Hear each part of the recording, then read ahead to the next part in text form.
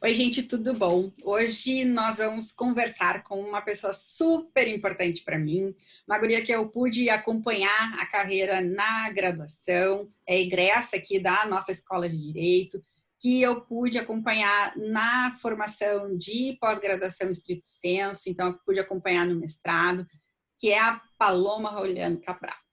A Paloma, ela tem uma formação super eclética, né? E acho que faz uma advocacia super bonita para a gente conseguir fazer esse elo, né, do papel do advogado, né, com essa nova visão, acho que é quase que uma nova visão de mundo, mas por enquanto estamos aí, né, numa nova visão de aplicação do direito, né?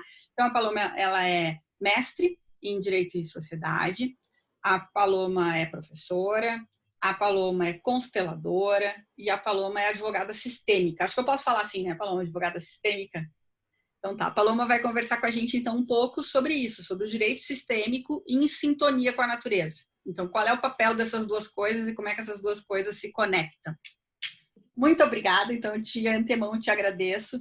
Eu tenho agradecido para todo mundo mesmo, porque de fato a gente sabe que a gente está vivendo um período excepcional, né? Que está todo mundo, a gente fala, as pessoas estão em casa, as pessoas estão tensas também, a gente está passando, né? A gente está passando por períodos incertos e às vezes arrumar um tempinho para se doar, né? Para conversar sobre alguma coisa é bem gratificante. Então, de antemão já agradeço aqui a tua colaboração, a tua participação e é muito bom te ouvir.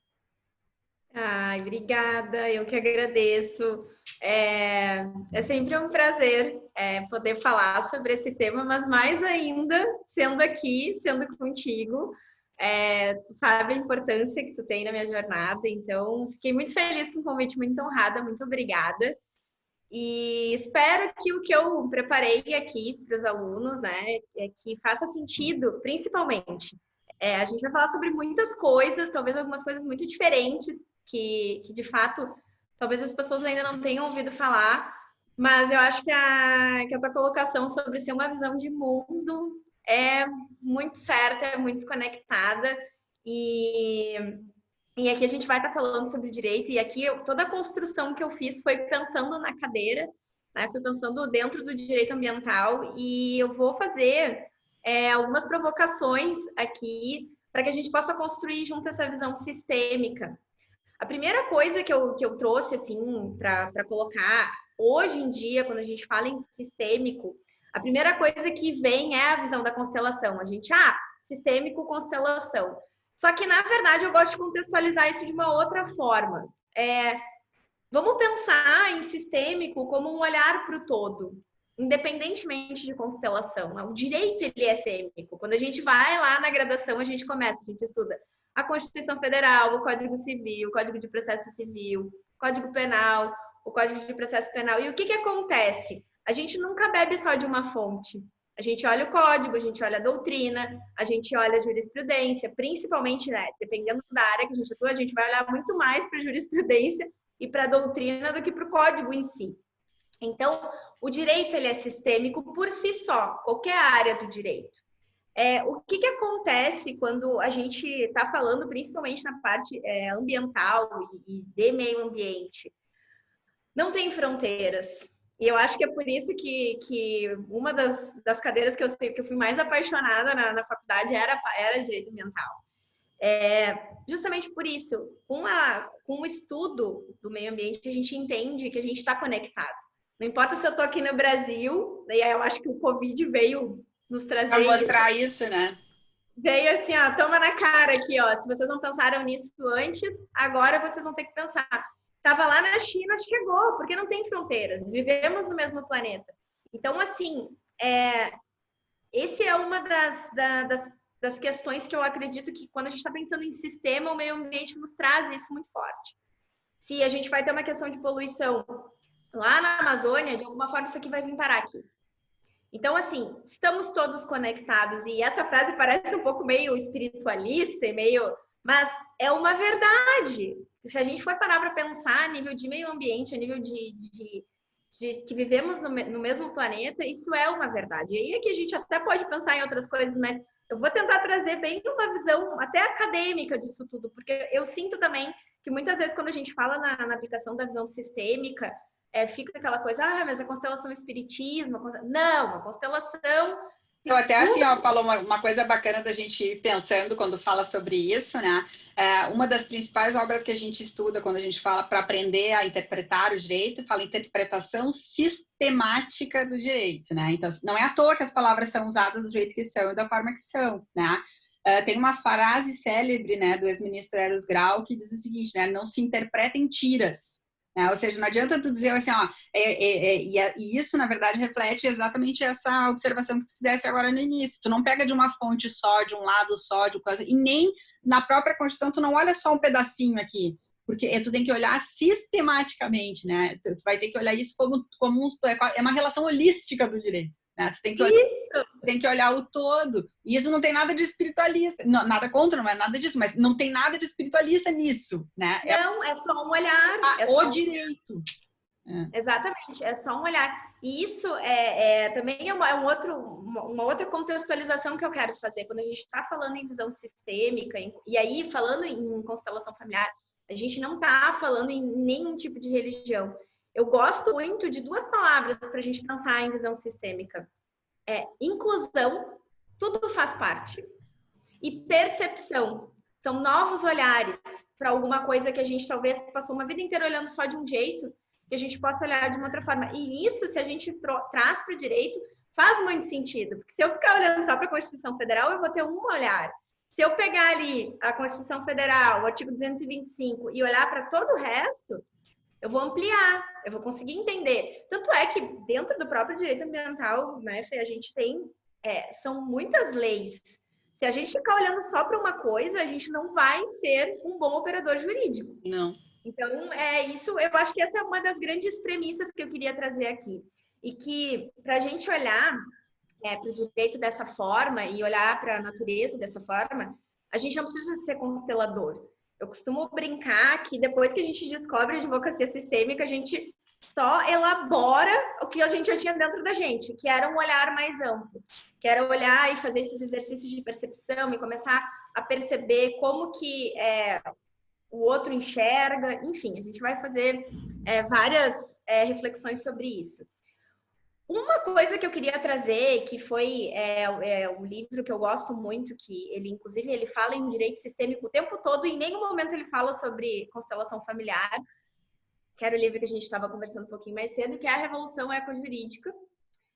Esse livro aqui, ele traz alguns exemplos que eu trouxe para a gente conversar e a gente entender toda essa sintonia que tem dentro desse direito sistêmico. No início do livro, ele fala sobre a perca do Nilo, né? que é um tipo de peixe que foi inserido, essa espécie foi inserida no Lago Vitória, lá na África Ocidental, e causou um desequilíbrio horrível, destruiu ali aquela comunidade que vivia ali, porque ele é um grande predador, e ele comeu todas as espécies, inclusive as outras da mesma espécie, porque ele é muito grande, ele dura em torno de 16 anos. O que aconteceu? As pessoas ali naquela região daquele lago viviam em virtude da pesca. Quando todas as outras espécies endêmicas morreram, não tinha mais, o que começou a acontecer? A economia quebrou. E aí, então, e até ele fala e aí fica a dica para quem quiser assistir o documentário O Pesadelo de Darwin. É bem pesado, mas ele traz bem essa visão sistêmica da coisa. Ele explica como que isso aconteceu lá. Então, o que começou a acontecer?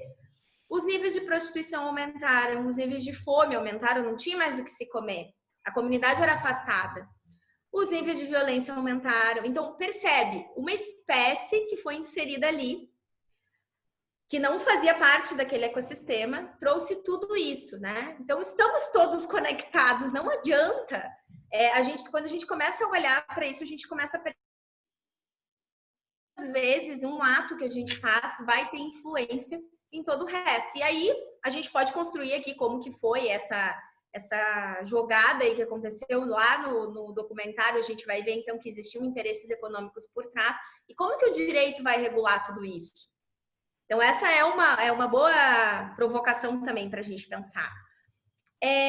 Mas a pergunta que eu quero trazer, e aqui fica a minha reflexão para os alunos, não sei se todos vocês são tão encantados quanto eu sou pelo direito ambiental, e no mestrado o meu objeto de pesquisa foi direitos animais, né? Mas assim, por que a gente se apaixona pelo direito ambiental? Por que a gente eu não sei se você já pensou sobre isso, Fê. Por que a gente tem porque isso vira uma bandeira em determinado momento, né? A gente leva isso e se torna o olhar ambiental, o olhar ecológico, ele se torna quase que uma filosofia de vida. Eu vou parar para pensar o tipo de roupa que eu vou comprar. Eu vou parar para pensar que tipo de economia eu estou fomentando quando eu compro uma comida. E aí depois mais para frente posso pensar sobre comer carne, não comer carne, sobre entrar numa dieta vegana ou vegetariana, vira uma filosofia de vida. Uhum. E por quê? Porque a gente entende a nossa ação como indivíduo junto ao todo. Isso é o sistêmico. Isso é entender a visão sistêmica. Então, essa conexão, e aí eu acho que é bem como tu trouxe no início, né? Um olhar mais holístico, né? E aqui o holismo como uma visão do todo. Porque se a gente for parar para pensar, se a gente for estudar até ali a Idade Média, as culturas ainda viviam conectadas com a natureza. E não essa desconexão que a gente tem. A gente está na cidade e a gente vê carro, a gente mal escuta os passarinhos cantando. Mas se a gente vai daqui a pouco para o interior e a gente começa a se conectar e a gente tem um tempo mais para ficar com a natureza, a gente vai perceber que existe um equilíbrio ali. E que as coisas... Falou, te interrompendo um pouquinho. Quando falou agora, assim, me lembrei de um texto que eu gosto bastante, não sei, provavelmente até tenha pedido para tu ler também, não me lembro mais, chama Natureza à Margem da Lei, né? E do François Hoste. E esse texto, bem no início, a provocação que ele faz para o leitor é justamente essa que você está fazendo, só que com outras palavras, né? Ele diz assim, por que a gente tem hoje essa situação ambiental tão trágica ou, né, a situação, enfim, do ambiente como está a natureza, né? Se esvaindo, e a gente está vendo isso acontecer, né? E aí ele provoca, ele assim, porque a gente criou uma separação homem-natureza. Então, o que ele diz? Ele diz que o problema para ele é uma relação de limite e vínculo. Como a gente não se sente vinculado àquilo, a gente não tem limite. E aí eu faço de qualquer jeito, eu extrapolo, eu vou além, porque eu não tenho essa relação de cuidado, porque afinal eu não tenho vínculo nenhum mais com aquilo ali, né? E isso, na verdade, até é um problema na própria organização do ensino, né? A professora Paula Brigger, que é de Santa Catarina, ela sempre reclama, ela é bióloga, e ela diz, mas na biologia a gente não estuda o homem. E aí a gente vai para antropologia, não estuda o bicho, a gente vai para outro lugar, então a gente daqui a pouco não tem nenhum momento em que a gente senta e diz, então tá, então agora bora unir tudo isso aqui para ver o que vai dar, né? Isso é uma coisa bem interessante também, porque quando a gente for daí construindo, né, entre essa visão holística e essa visão mais cartesianista, né, desse mecanismo de bem isso, de fracionar. Eu vou fracionar as esferas de ensino e é bem isso, em nenhum momento eu vou colocar isso como um todo, só que na verdade vivemos como um todo. Uhum. E aí, isso é interessante também, quando a gente está falando um pouco sobre essa questão mais cartesianista, às vezes a gente pode pensar, mas que ruim. Não é que seja ruim, na verdade isso possibilitou que a gente se aprofundasse, né, nos estudos. O problema é a gente não fazer essa junção. A gente em nenhum momento, seja no colégio, seja na faculdade, seja... Não importa. A gente não sentar e ver, tá bom, eu faço parte dessa natureza, a natureza faz parte de onde eu estou, e eu preciso ter cuidado com ela. E eu preciso ter cuidado com a natureza, eu preciso ter cuidado com os animais, eu preciso ter cuidado com as pessoas que me cercam. E é isso também que essa coisa que tu falou mesmo, e aí a gente vê como a mudança tem que ser desde a tenra idade, né? Porque a relação que a gente observa, me lembrei, há 588 anos atrás, numa das fases da vida, eu dei aula de história, tá? E aí, eu me preparando para o vestibulando. E aí eu me lembro da dificuldade das pessoas, porque eles eram assim, ó, na cabeça, né? Porque aprendeu assim, né? Então, assim, ó, nascem os romanos, morrem todos, aí vem os gregos, morrem todos, vem o pessoal da Mesopotâmia, morrem todos, entendeu? Então, tipo assim, não, galera, olha só, vamos mostrar o mapa e o tempo, esse povo tá aqui, ó, os persas estão juntos, o pessoal tá ali no Taparé, aquelas galera, eles estão pegando junto, não morreu todo mundo e nasceu de novo, não é que nem dinossauro, sabe? Não faz essa conexão e as pessoas não conseguem visualizar onde estavam, em que tempo, em que momento. Parece assim, a gente estuda os romanos, tá? Acabou, morreu todo mundo, agora bora estudar os gregos, tá? Mas morreram todos, posso passar adiante. Acabou com todo mundo. É isso, né? E aí a gente segue fazendo isso na vida, né? Segue, exatamente. E uma coisa que eu acho interessante também da gente falar, e aqui também construindo isso, por que a gente se encanta tanto? Eu costumo falar que tanto o sistêmico quanto o ambiental, eles estão conectados. Se a gente vai fazer uma pesquisa do pessoal que trabalha com prática sistêmica, tem duas coisas que as pessoas já amavam na época da faculdade: direito ambiental e direito de família. Porque são coisas mais complexas. Quando a gente começa a exercitar esse olhar sistêmico, de olhar, ampliar, o direito ambiental e as práticas dentro do direito de família nos possibilitam isso. Porque é a mesma coisa, né? Por exemplo, quando alguém morre, tá, a pessoa morreu, virou santo? Não. Aí os filhos ficam lá brigando no inventário, 500 anos, porque o meu pai não gostava de mim, agora eu quero ficar com todos os bens. É complexo. Então a gente precisa expandir o olhar e daqui a pouco beber de diversas fontes, assim como a gente faz com a Constituição Federal, os códigos, a doutrina e a jurisprudência, a gente pegar a nossa bolsinha técnica, tá? Coloca a bolsinha técnica, mas amplia. Olha para as outras questões, olha para as outras técnicas que a gente pode trazer dentro da nossa prática. E a gente sabe também que o direito, isso é uma coisa interessante também, quando a gente se especializa numa área, a gente começa a estudar outras coisas, vai dizer, né? Eu não sei, eu imagino que para ti, que hoje está trabalhando com toda essa parte também de planejamento para as empresas, cada vez mais a gente começa a estudar outras coisas, até de administração, de gestão, e é importante. Então, por que a gente não pode trazer isso para a nossa prática de uma forma um pouco mais estruturada? Que é isso, essa é a proposta, assim. Eu estava pensando ontem, quando a gente estava discutindo um pouco sobre como que ia ser o formato do nosso bate-papo aqui, me caiu uma ficha, assim, que as leis sistêmicas, elas estão muito próximas do funcionamento da natureza. Então, assim, vamos pensar o seguinte: na natureza todo mundo faz parte de alguma forma. Os animais, os nossos recursos hídricos, as flores, as plantas, os homens. Isso é pertencimento. Não tem nada no mundo, eu não posso simplesmente, o meu lixo, eu não posso botar o meu lixo no espaço. Pelo menos não por enquanto. Por espaço, mas talvez falte pouco, né? Não, e ainda assim, ainda que em algum momento isso possa acontecer, vai vir o retorno, né?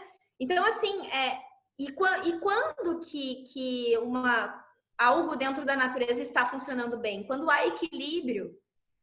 Então, assim, é tudo muito parecido.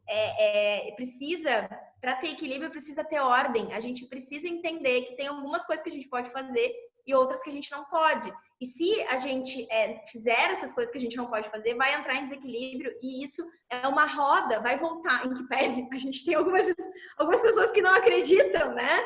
Que o mundo seja redondo, mas enfim... E aí eu trago isso, gente, porque o pertencimento, a ordem e o equilíbrio são os princípios da constelação familiar. E aí a gente aplica isso na natureza e aí tudo faz sentido. A gente olha e diz, nossa. Então, assim, quando a gente está pensando dentro de uma advocacia, dentro desse olhar mais sistêmico, o que eu quero dizer para vocês é o seguinte: a gente pode trazer esses preceitos que a gente vê que funciona bem na natureza para a nossa advocacia. E aqui a gente nem precisaria falar em constelação familiar. Eu estou trazendo a constelação porque o Bert estruturou dessa forma. Né? Ele conceituava, ele faleceu ano passado, mas ele conceituava a constelação como a ciência das relações humanas. Mas se a gente for pegar aqui essas 3 leis sistêmicas, a gente pode aplicar isso na natureza. Na natureza tudo vai fazer parte. Não tem essa de vou tirar daqui e botar lá. Ô, Paulo, me diz uma coisa. O que que tu enxergas, né, de diferente na postura de um profissional, de um advogado que atue de forma sistêmica e de um que não, né? O que que te desperta, o que que te observa a diferença nisso e no que tu acha que há ganhos e perdas? Muitas coisas. Quando a gente introjeta essas leis sistêmicas que eu falei, que é o pertencimento, a ordem e o equilíbrio, a gente começa a perceber o conflito de uma outra forma. Por que eu tô falando isso? Tem algumas questões que são muito importantes. Por exemplo, assim, ó, se todo mundo pertence, todo mundo pertence. E essa frase parece esquisita, né? Mas, assim, inclusive as pessoas que eu não gosto. Inclusive o advogado da outra parte que eu quero matar. Inclusive, aquele cliente que me atormenta. Eles também fazem parte. Quando a gente introjeta isso, a nossa forma de olhar para ele muda. E aqui, gente, isso é para qualquer área, tá? Não importa a área que a gente está atuando. Isso são posicionamentos internos. Quando a gente entende que tudo tem uma ordem, e aqui eu trouxe a palavra ordem, mas muito da literatura do Bert Hellinger traz a palavra hierarquia.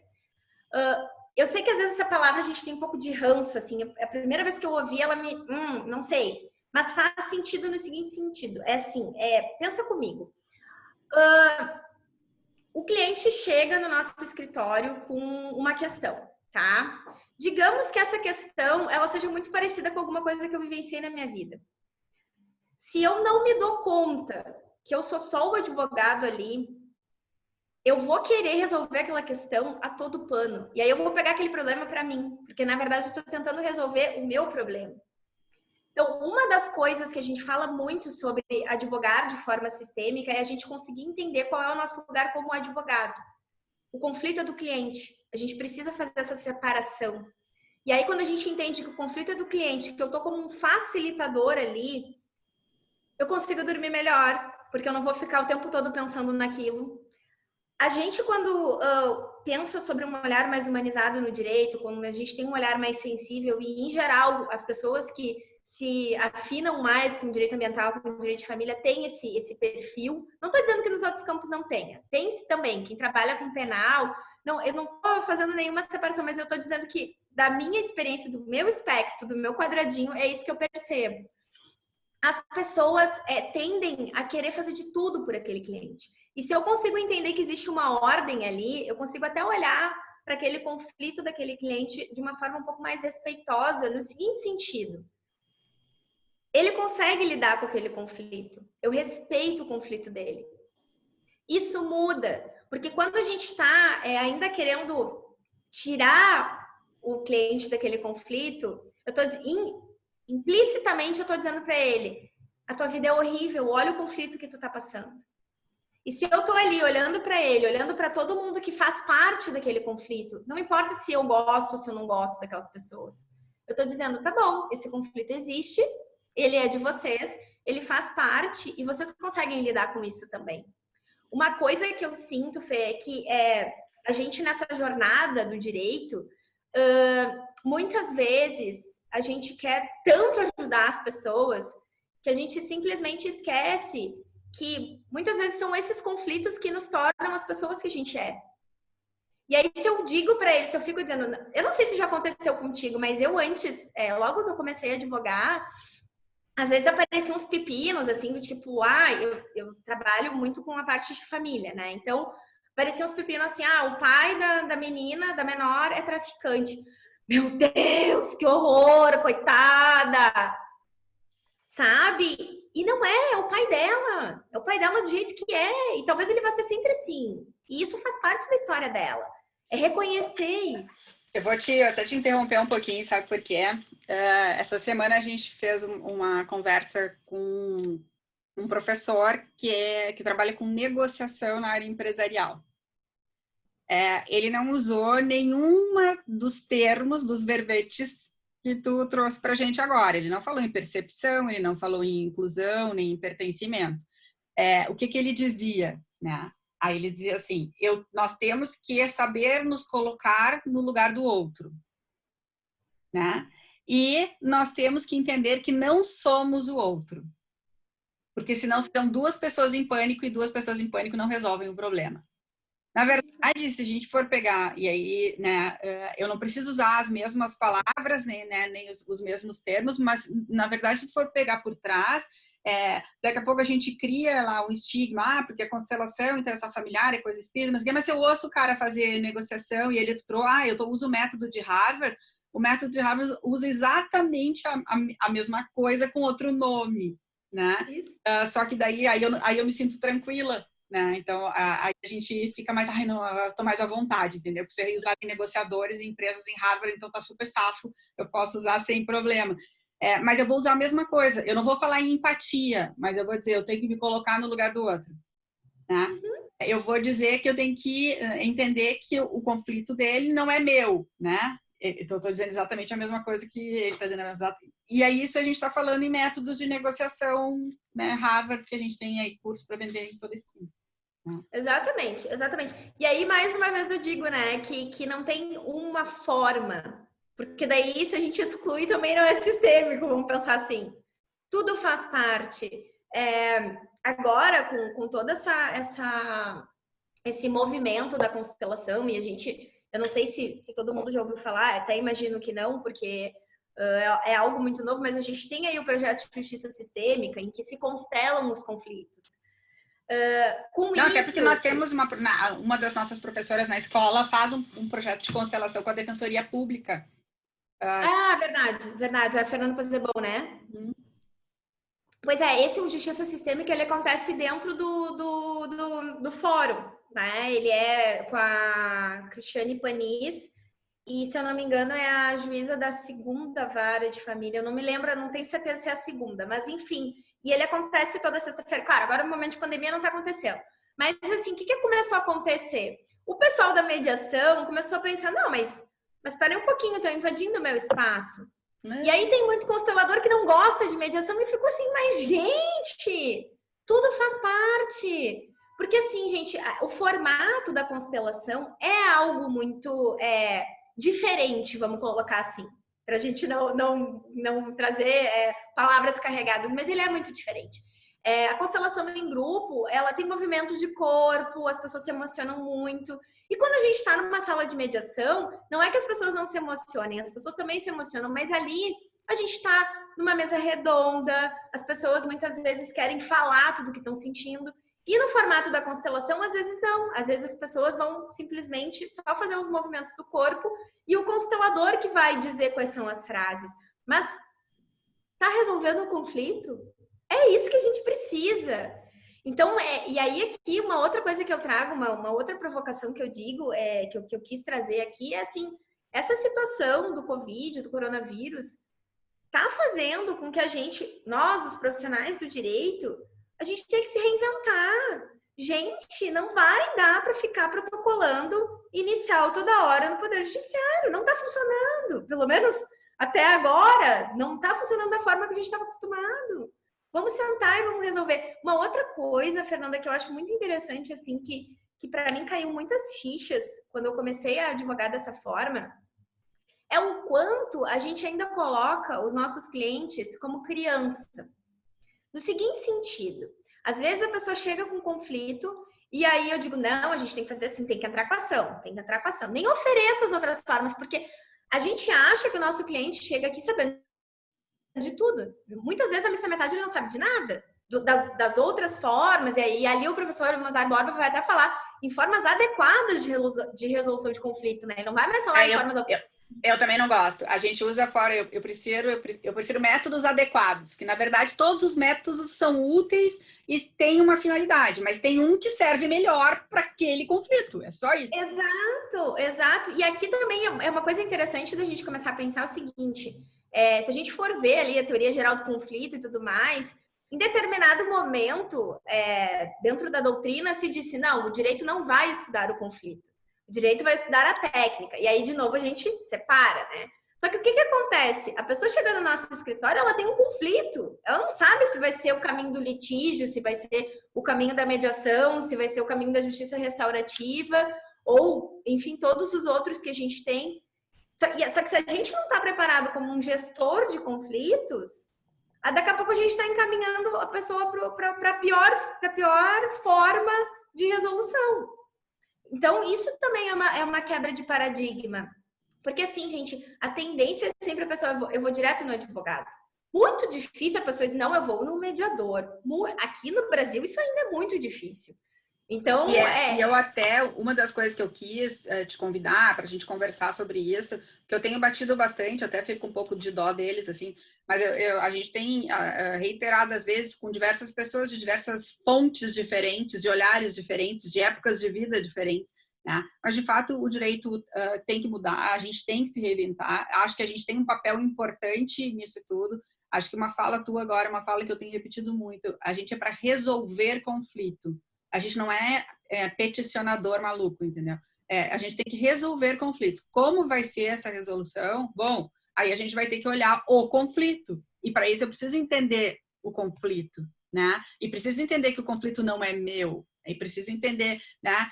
Então, não carregar a culpa do conflito, nem colocar culpa no conflito. O conflito é o conflito. Vamos tentar fazer esse desenho, né?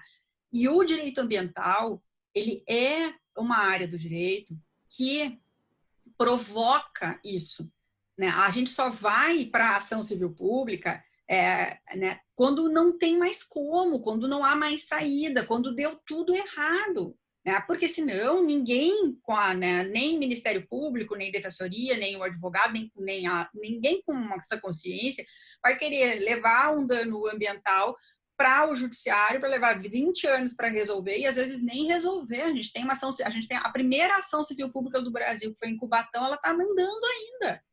Veja bem, 85 é a lei, né? Então, assim, ó, não resolvemos, a gente não resolve o dano, a gente não repara a situação, a gente não reequilibra a situação né, do sistema natural naquele espaço, né? Nem sócio, né, ambiental, enfim, para dizer melhor. Então, o advogado na área ambiental, e aí por isso que até o convite, para mim, ele é um advogado que tem que ter um pensamento sistêmico. Né? Ele tem que saber sentar numa mesa, entender qual é a posição, tá errado mesmo, tá certo, tá mais ou menos, vamos ver a melhor saída é essa ou é essa ou é. Mas se a gente não conseguir enxergar isso, no direito ambiental tu acaba se frustrando, né? Porque não é o judiciário que vai resolver o problema. Né? Isso também é uma coisa interessante, Fernanda, da gente pensar, tá? Eu não sei se aqui, de alguma forma, vocês já fizeram essa reflexão, mas, assim, já perceberam o quanto a gente terceiriza o nosso problema? Eu não consigo falar com o pai do meu filho, eu vou te processar.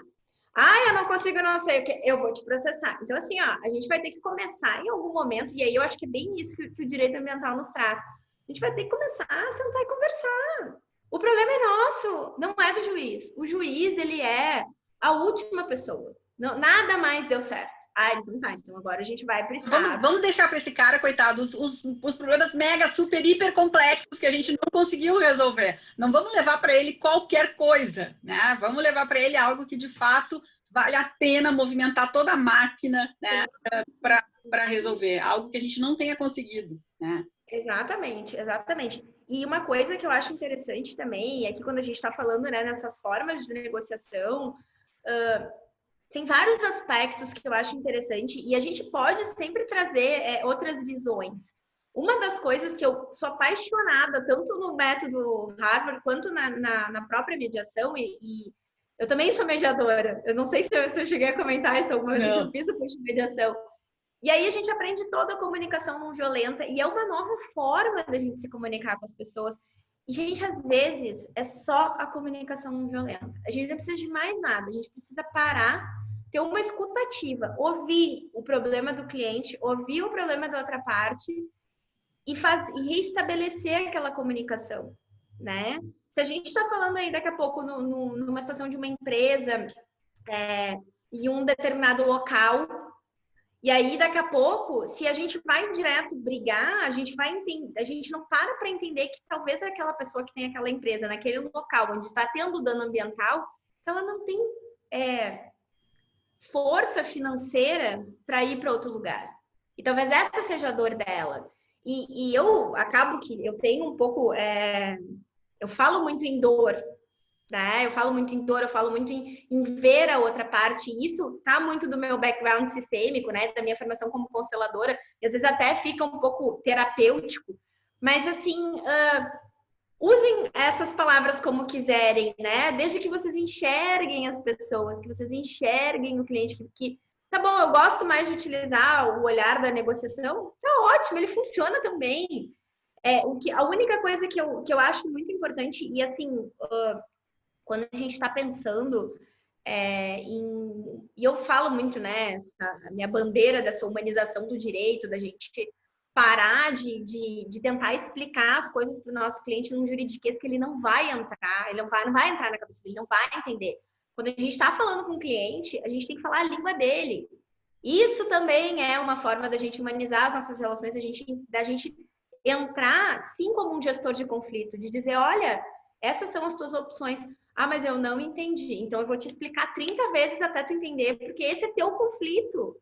E tu tem que me dizer qual é a via, a alternativa que tu vai querer. Porque assim, ó, isso também é uma outra coisa. Daí vindo, né, com um olhar sistêmico. Se o conflito é dele, ele é que tem que resolver da melhor forma possível. O que eu quero dizer com isso? Mas a gente acabou de dizer que existe a forma adequada. Existe, mas muitas vezes a pessoa não vai querer a forma adequada. E aí também, se eu sou o último a entrar, ok, eu te ofereci as formas, eu te mostrei que a forma tecnicamente mais adequada é essa aqui.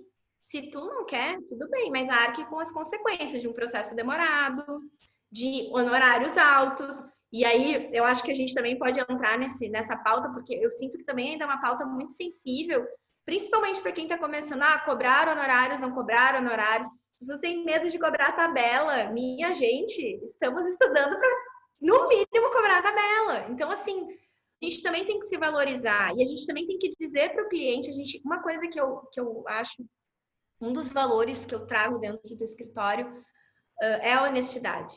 A gente tem que dizer quanto que vai custar. E a gente nunca pode prometer isso, inclusive está no nosso código de ética, a gente não pode prometer que a gente vai ganhar ação. Isso não existe. Né? E principalmente falando em direito ambiental, mais ainda, né? Então, mas são coisas que... E aí, pensando aqui dentro de um equilíbrio, e eu sempre gosto de um exemplo assim, que ele é bobinho, mas ele é muito eficaz. Se a gente precisa de relações equilibradas, como que eu vou simplesmente dizer para o meu cliente, não, eu não vou te cobrar. Não, eu não vou te cobrar. Pensem comigo, aqui eu não estou falando em advocacia pro bono, tá? Eu estou falando naqueles movimentos que a pessoa vem sabendo que tu é um advogado particular e que aí ela está disposta a pagar e tu não cobra. Ou então, de alguma forma, tu começa a até ter medo de dizer quanto que é os teus honorários. Isso, gente, quando a gente está falando em equilíbrio, e aqui é bem sistêmico mesmo, tá? Bem visão de constelação, não sistêmico, visão de constelação. Existe um equilíbrio entre as relações. Para a gente estar nas relações, precisa ter um equilíbrio de troca. Se a outra parte não sente que tem troca, ela vai embora. E eu sempre gosto de trazer um exemplo, assim, que para mim foi muito marcante na minha jornada dentro da advocacia. Em determinado momento, eu vi a situação de um cliente que era uma moça que estava o caos. Ela era a cliente que mais me exigia, que mais me dava dor de cabeça. E 2, quando eu disse para ela, não precisa me pagar, o que aconteceu? Ela foi lá, contratou outro advogado que cobrou dela. Por quê? A gente precisa devolver aquilo para a pessoa. Sabe assim, exemplo bobo, por exemplo, digamos que é aniversário da Fernanda, eu vou lá e dou um presente para ela. Vou lá e compro uma bolsa. Aí no meu aniversário ela me dá uma bolsa e um brinco. Tá, aí no final do ano, nossa, meu Deus, o escritório bombou, tô milionária. Vou lá e compro um brinco de diamante para ela. Bora bombar esse escritório. E aí ela recebe o presente no primeiro momento, que legal, mas talvez a segundo ímpeto seja, eu nunca vou conseguir devolver isso, pelo menos não agora. E aí o que acontece? O que a gente faz, gente? A gente se afasta. A gente se afasta. Então, assim, isso acontece no nosso escritório também. É óbvio que isso que eu estou trazendo para vocês aqui tem uma carga de constelação familiar, mas percebam nas relações. Eu gosto de dar esse exemplo bobo de presente, porque eu tenho certeza que em algum momento todo mundo já passou por isso. Quando a gente recebe alguma coisa que a gente sente que é muito grande, até a coisa não precisa ser necessariamente grande, mas se a gente sente que é grande, que a gente não pode devolver, a gente se afasta. Isso acontece com o nosso cliente. problemas jurídicos, gente, nós resolvemos problemas muito profundos, que às vezes é aquilo que tá tirando a paz daquela pessoa. Se ela não puder retribuir aquilo ali pra gente, ela vai se sentir desequilibrada. Eu não sei se já aconteceu alguma vez com vocês.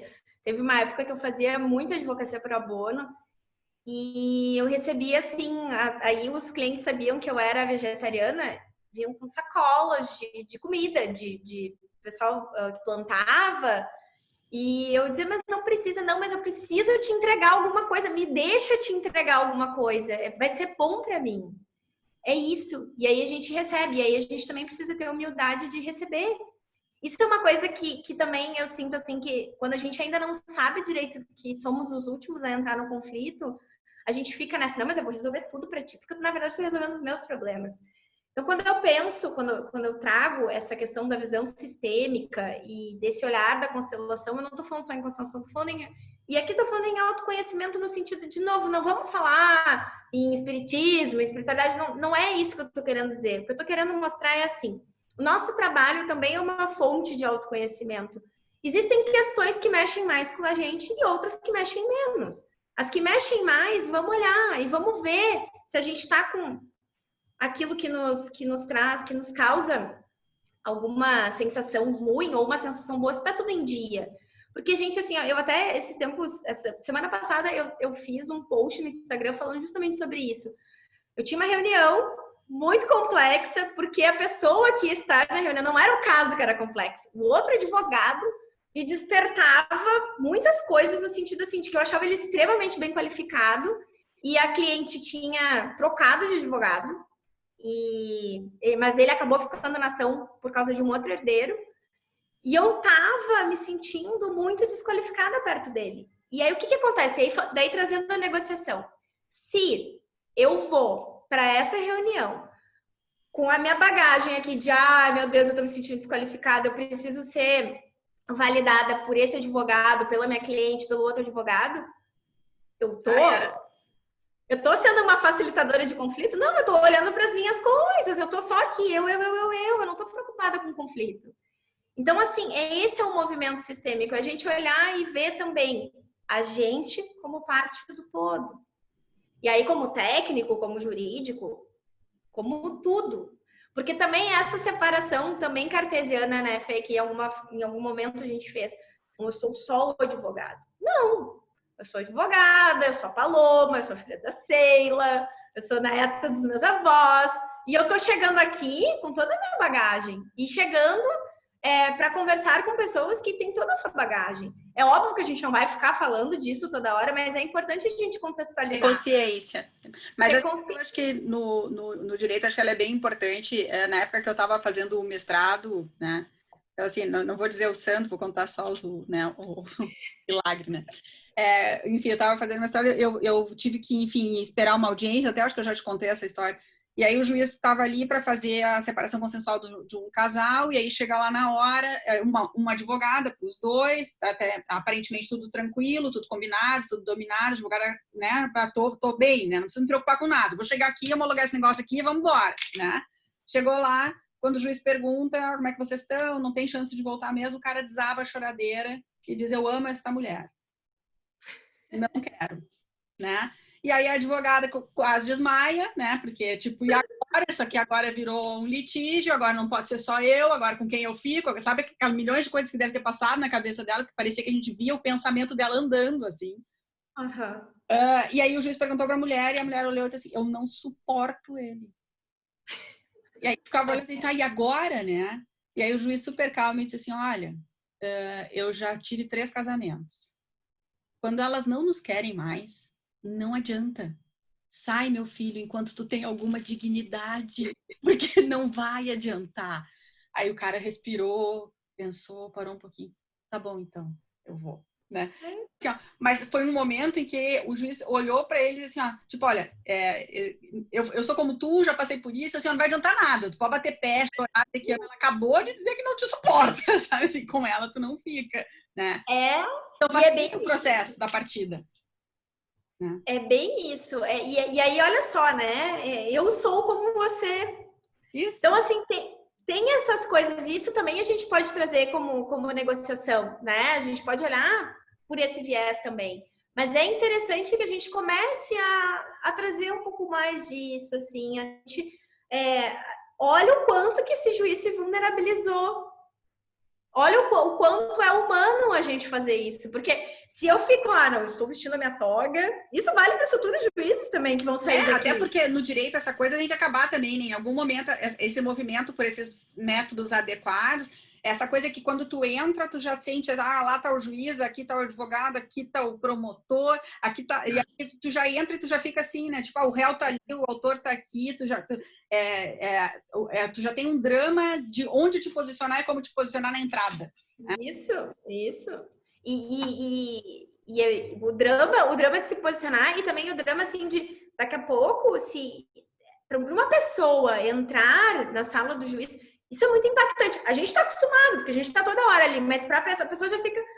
E para quem também está começando, as primeiras audiências também não são fáceis. A minha primeira audiência foi um horror.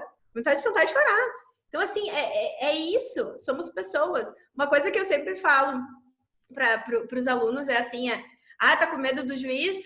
Lembra que ele tem pai e mãe. Imagina o pai e a mãe dele atrás dele. Isso faz com que a gente se lembre que é uma pessoa, não é o Estado inteiro ali. Ele está exercendo uma função estatal, mas ele é uma pessoa? Paloma, olha, muito obrigada mesmo, assim. Na verdade, a boa parte dessa conversa só vai e junta mais uma teiazinha de costura ali, né? Mais uma linhazinha em outras tantas formas que a gente tem para resolver os problemas, para resolver os conflitos, né? Quando a gente fala em escutar, a gente está falando em empatia, né? Quando a gente fala em comunicação não violenta, a gente está falando em empatia. Então, talvez a gente tenha que ter a formação de um mundo mais empata, né? Mais solidário, né? Com todas as formas de vida, né? E acho que daí o direito ambiental acaba provocando uma coisa que a gente sempre repete, né? Não é para brigar com a economia, não é para ser contra o desenvolvimento, né? Mas a gente tem formas de fazer isso sem precisar destruir tudo por onde passa, né? E acho que esse talvez seja o nosso maior desafio, né? Encontrar equilíbrio, né? nessas relações. Mas muito obrigada mesmo, Paloma, uma conversa super boa. Muito obrigada, galera. Ela tem um Instagram, sigam, que é bem bacaninha, né? Então, depois eu até coloco ali para vocês.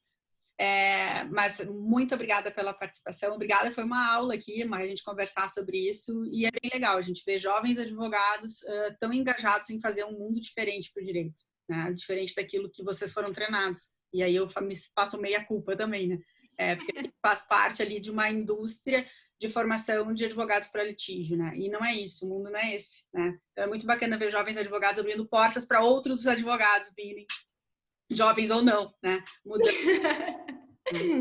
Muito bacana. Muito obrigada. Beijo.